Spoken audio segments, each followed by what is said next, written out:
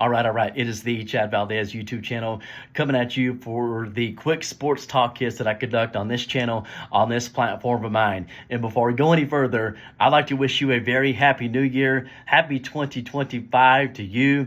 It is January, so you can still say happy new year to a degree. First YouTube sports talk that I've conducted since about 6 weeks ago, right before the PNC Championship out there in sunny South Florida. That was a really conclusion of the entire 2024 golf year. Before we go any further, I want you, if you do not already, I invite and encourage you to subscribe to the channel here if you do not already. And also for a further deeper dive into anything and everything sports talk that yours truly conducts and comments on, that is my other channel and platform, The Real Talk with Chad Valdez via Apple Podcasts. So I invite and encourage you to follow that one and subscribe here. Out of the gate, out of the chute, let's go ahead and get it started on Hockey Talk. My Dallas Stars had a tremendous win over one of their newer nemesis or rivals, if you will, the rivalry game, and that is versus, as I always call them, the damn Savages of the Vegas Golden Knights. Beat them fair and square, downtown Dallas, the Big Ice and Big D, 4-3. That was just magnificent that they got that win. They're right there neck and neck, right around the 4th, 5th, or 6th place in the Western Conference. And also in hockey, there's no All-Star festivities. There's no All-Star game this year of 2025. And they're bypassing that, but what they're having is it the Four Nations face-off, I believe is what they call it. USA, Canada, our brothers and sisters to the north, and also Finland and Sweden. Players from those countries will be drafted into the two games, one in Canada, one right here in America. And that's all to conclude for Golf Talk. Now we'll switch it over to Hockey Talk. Now we'll switch it over to Golf Talk. You know, what they have going on out there in sunny South Florida, Torrey Pines, a very, very difficult course. I mean, to see the wind, the battles that these professional golfers are, enduring, especially around 2, 3, and 4. Remember, it was Wednesday, Thursday, Friday. It was Wednesday, Thursday, Friday, Saturday versus typical Thursday, Friday, Saturday, Sunday. And they did not want to go up against championship weekend on Sunday, on tomorrow. So you have that going on. A number of players that just withdrew from the tournament. Max Homa, one of my 4 favorite golfers. Number 1, obviously, is always Tiger. The Bleeping Goat Woods always has, always will be. Scotty Scheffler, Ryan Palmer, and Max Homa are my 4 favorite golfers in any event. So it is just mind-boggling to see how difficult it can be, even for professional players. Speaking of Torrey Pines, they're really stepping up. They're really stepping up to the table and helping out their brothers just a little bit to the north of Riviera Country Club, right there in Pacific Palisades, because it's just they can't have that tournament out of abundance of caution, out of respect for the whole kit and caboodle. Will be at Torrey Pines for the Genesis Invitational, February 10th to the 16th. Now switch it over, talk about some collegiate football really quickly. And obviously, Ohio State, national champions. They were the better team.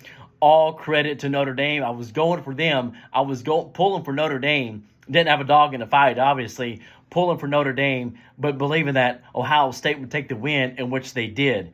And this is verified. It's on my Twitter feed as well as a saved Instagram story post that I predicted the score 34-23 Ohio State.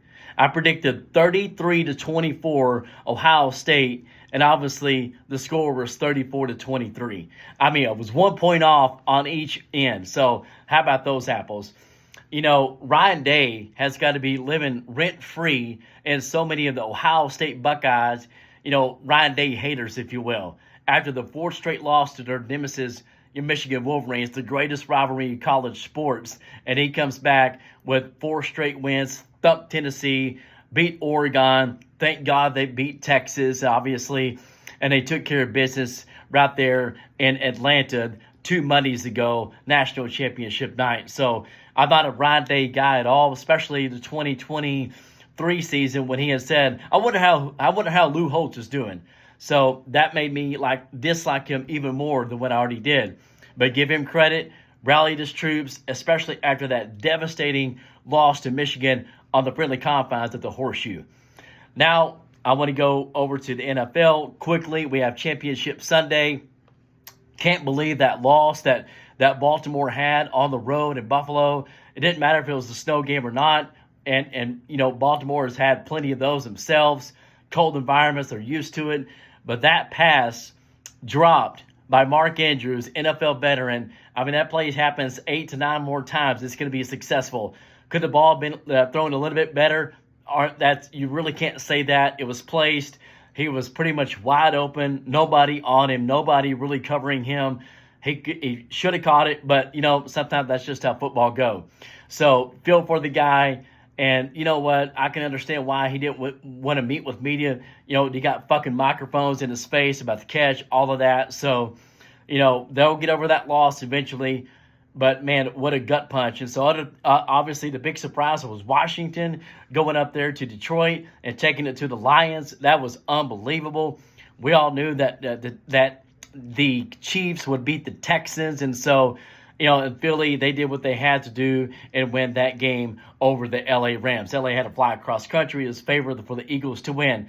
Now, the conclusion of this YouTube quick sports talk hits about my Dallas Cowboys. And so, they and Jerry Jones mostly is getting a lot of scrutiny, a lot of shade about the new hire of the new head football coach for the Dallas Cowboys, Brian Schottenheimer. I mean, everybody has their prerogative, their opinion, their viewpoints, the whole kit and caboodle, whether you're a Dallas Cowboy fan or not.